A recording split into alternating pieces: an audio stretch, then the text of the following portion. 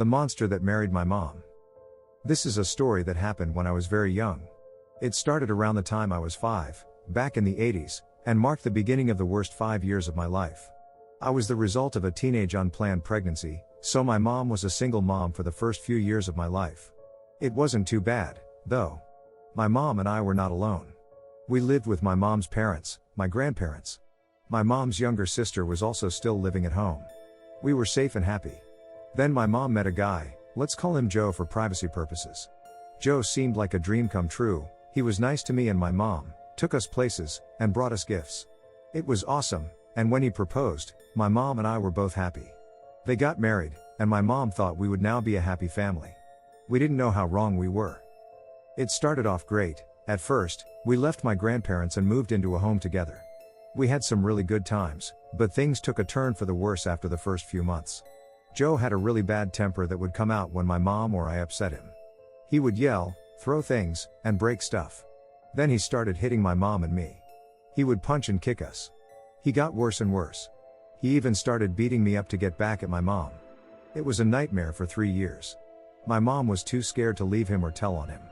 I was too small. When I told people, they thought I was lying because I wanted to go back to my grandparents' house. The weirdest thing was Joe was a lot like Dr. Jekyll and Mr. Hyde. We had some really good times, vacations, holidays, and more. When he was nice, it was amazing. When his other side came out, it was hell. We did finally have something good and bad happen. My mom was pregnant.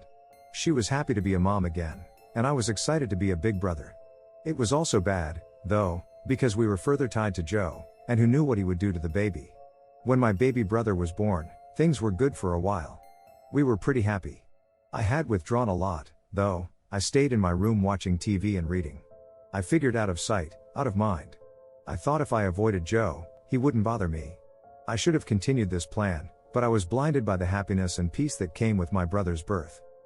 It all started back one day. Joe had a toothache and was in a foul mood. He had been yelling at my mom all day. My brother was teething and had been fussy, so Joe was extra grumpy, yelling at her to get the baby quiet. My mom called me to dinner, and I walked out of my room. I was walking slowly and quietly because I didn't want to make Joe any more upset. Well, I guess I went too slow and got in the way because he got mad, yelled, and threw the remote control, hitting me in the side of the head and eye. It was terrible. I was bleeding and bruised. My mom had finally had enough and left him with me and my brother. We went to my grandparents' house. They took pictures of my eye and called the police, but they wouldn't do anything.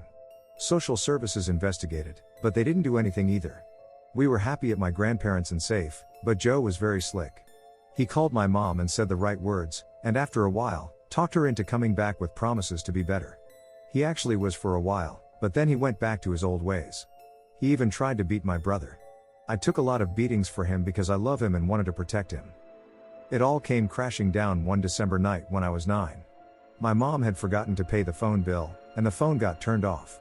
She was at work, working a double second and third shifts, and Joe was due to go into the same plant for his third shift in a different department. He was enraged when he found out the phone was off. He dragged me out of bed, and we drove up to the store just up the road from our house. He called my mom at work on the payphone. He was yelling and cussing at her about the phone bill.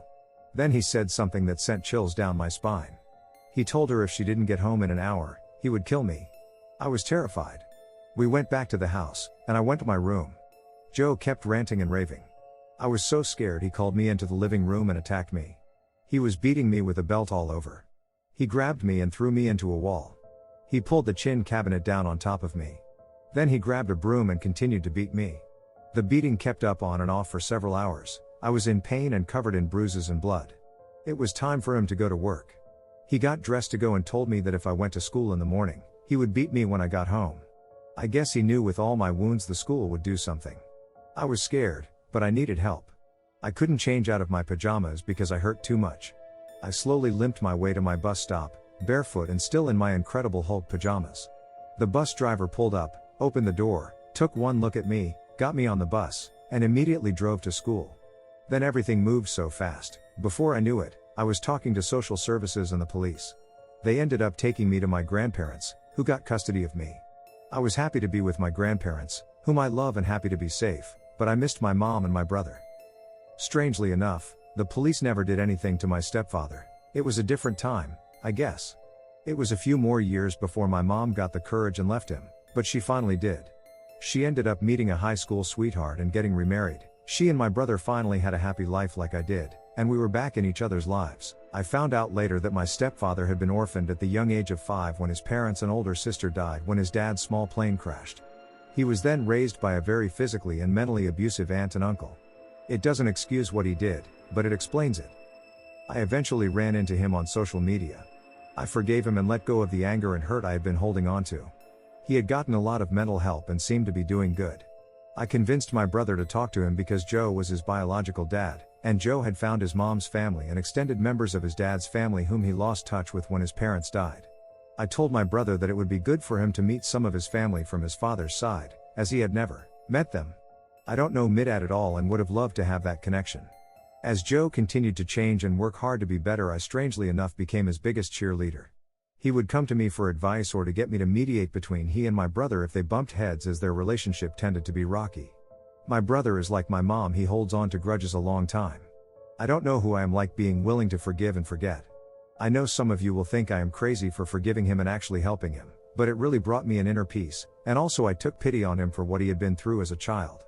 That kind of trauma could turn anyone into a monster. Which is why I went to lots of therapy to help me get over mine.